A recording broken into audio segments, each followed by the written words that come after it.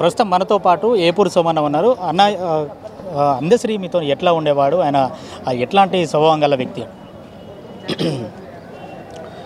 అందశ్రీ గారు మాకు ఒక తండ్రి సమానులు, ముక్కుసూటి మనిషి,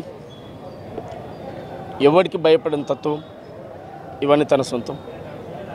ప్రజా సాంస్కృతిక జీవితంలో ఎక్కడా చేయి చాపొద్దు, ఎక్కడా కళాకారులు అడుక్కున్నట్టు ఉండొద్దు, ఆత్మగౌరవంతో బతకాలి అని చెప్పినటువంటి వాడు, ఉన్నతమైన వ్యక్తిత్వం గలవాడు.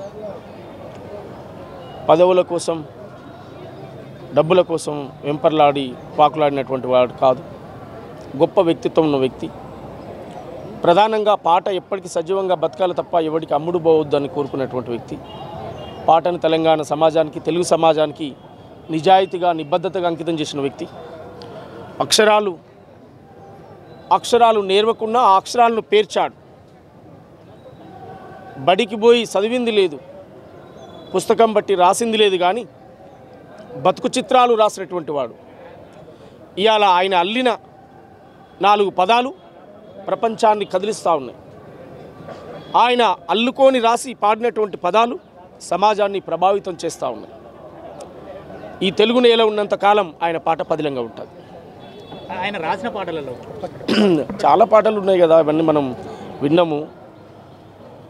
మాయమైపోతున్నడమ్మా మనిషన్నవాడు, ఓ మచ్చుకైనా లేడు చూడు, మానవత్వము ఉన్నవాడు, నూటికో కోటికో ఒక్కడు, యాడ ఉన్నడో గాని కంటికి కనరాడు, మాయమైపోతున్నడమ్మా మనిషన్నవాడు, ఓ మచ్చుకైనా లేడు చూడు, మానవత్వము ఉన్నవాడు.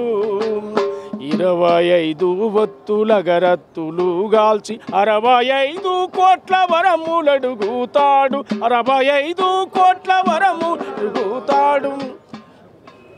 చీమలకు చక్కెర, పాములకు పాలోసి జీవకారుణ్యమే జీవితం అంటాడు, వకారుణ్యమే జీవితం అంటాడు. తోడబుట్టిన వార ఊరవతలికి నెట్టి కులమంటూ హిలలోన కలహాల గిరిగీసి యమైపోతున్నడమ్మా మనిషన్నవాడు, ఓ మచ్చుకైనా లేడు చూడు, మానవత్వం ఉన్నవాడు. అట్లా చాలా హిస్టారికల్ పాటలు రాసినటువంటి మహానుభావుడు అందశ్రీ గారు. ముఖ్యంగా తెలంగాణ ఉస్మానియా యూనివర్సిటీ విద్యార్థులు చనిపోతున్నప్పుడు, ప్రత్యేక తెలంగాణ పోరాటం నడుస్తున్నప్పుడు చనిపోవద్దు బిడ్డలారని చెప్పి జనజాతరలో మన గీతం జయకేతనమయ్యగరాలి, జంజామారుత జన నినాదమై జేగంటలు మోగించాలి. ఒకటే జననం, ఒకటే మరణం, జీవితమంతా జనమే మరణం.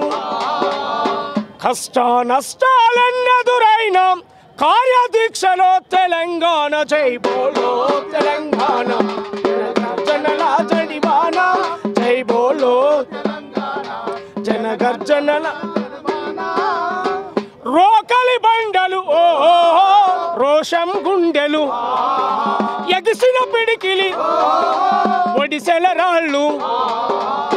ఇట్లాంటి ధైర్యాన్ని విద్యార్థి యువతరానికి నూరిపోసిన మహానుభావుడు అందశ్రీ.